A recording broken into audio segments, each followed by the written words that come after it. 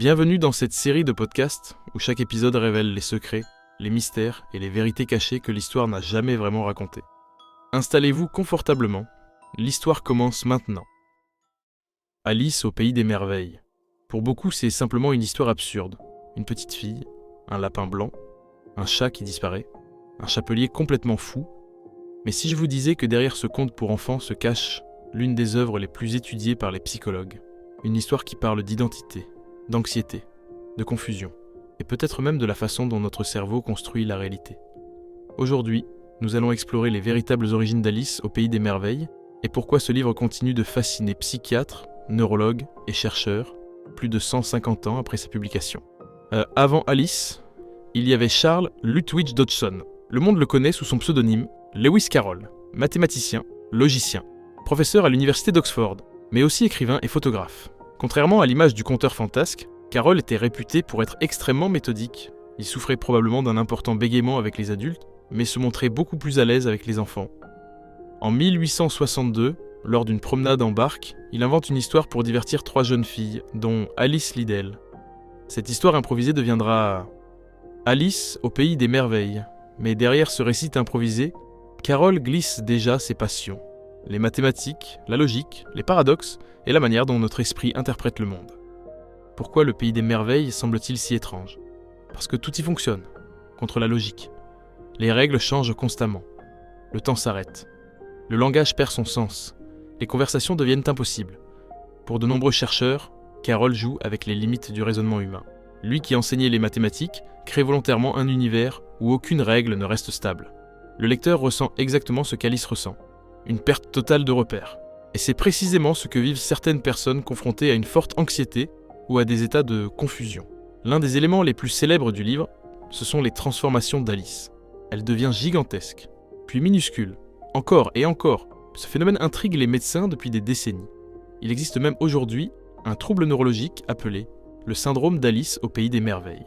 Une maladie rare dans laquelle le cerveau déforme la perception des tailles, des distances ou même du temps. Les personnes atteintes peuvent avoir l'impression que leurs mains deviennent immenses, que leur chambre rétrécit ou que les objets changent de proportion. Ce syndrome est souvent associé aux migraines, à certaines infections ou plus rarement à des troubles neurologiques. Les médecins lui ont donné ce nom, parce que les descriptions ressemblent étonnamment aux aventures d'Alice. Cela ne signifie pas que Lewis Carroll souffrait nécessairement de ce syndrome, mais certains historiens pensent qu'il souffrait de migraines avec aura, ce qui pourrait avoir influencé certaines scènes du livre. Le chapelier fou, le lièvre de Mars, la reine de cœur. Tout semble complètement dérangé.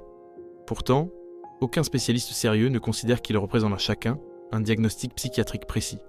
Ils sont plutôt des caricatures. Le chapelier illustre l'absurdité du temps. La reine de cœur représente l'autorité impulsive, colérique, incapable de gérer la frustration. Le chat du Cheshire, lui, pose sans cesse des questions philosophiques sur l'identité. Qui es-tu ? Une question qui revient plusieurs fois dans le roman. Et c'est peut-être le véritable thème du livre. Grandir, changer. Essayer de comprendre qui l'on est.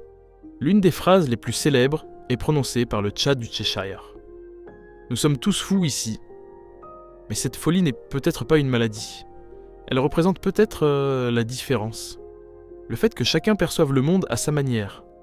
Les psychologues modernes voient souvent Alice comme une métaphore de l'adolescence. Une période où tout change.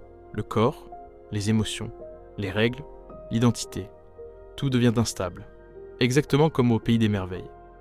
Avec le temps, des centaines de théories sont apparues. Certains prétendent que tout le livre est une métaphore de la consommation de drogue. D'autres pensent même qu'il s'agit d'une critique de la société victorienne. Ou encore d'une satire de l'éducation anglaise. La réalité c'était probablement plus nuancée. Lewis Carroll lui-même n'a jamais confirmé ses interprétations. Ce qui rend Alice si fascinante, c'est justement qu'elle laisse chacun y projeter ses propres peurs, ses propres questions et sa propre imagination. Alice au pays des merveilles n'est peut-être pas seulement un conte, c'est un voyage dans l'esprit humain, un monde où la logique s'effondre, où notre perception devient incertaine, où grandir signifie perdre ses certitudes. Et c'est peut-être pour cette raison que plus de 160 ans après sa publication, nous continuons tous à suivre le lapin blanc. Pour plus de détails sur cette histoire, consultez les liens dans la description. N'oubliez pas de liker et de vous abonner.